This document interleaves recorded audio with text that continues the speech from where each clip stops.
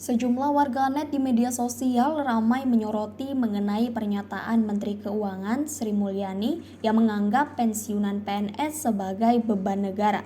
Mereka menilai dibandingkan pensiunan PNS, pensiunan DPR lebih menjadi beban.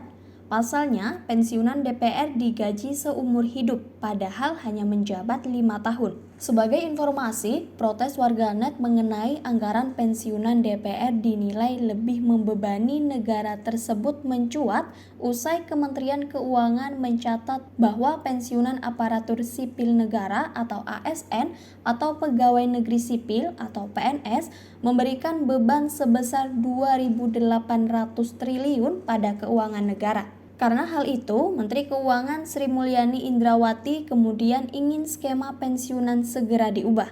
Reformasi di bidang pensiun menjadi sangat penting, ujar Sri Mulyani saat rapat kerja dengan Komisi 11 DPR RI dikutip dari kompas.com pada Rabu 24 Agustus 2022.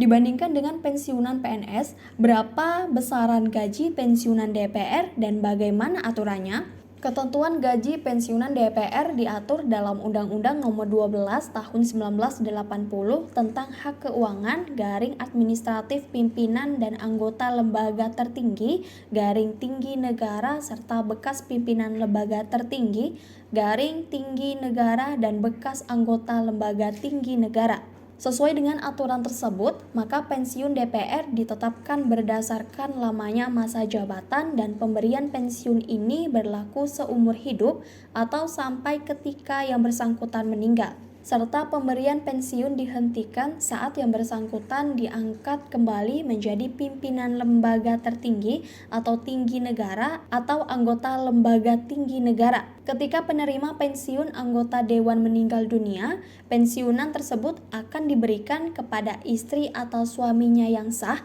dengan besaran 72% dari dasar pensiun. Besaran pensiun pokok sebulan anggota DPR yakni 1% dari dasar pensiun pokok untuk setiap 1 bulan masa jabatan dengan ketentuan yakni sekurang-kurangnya adalah 6% dan sebanyak-banyaknya adalah 75% dari dasar pensiun.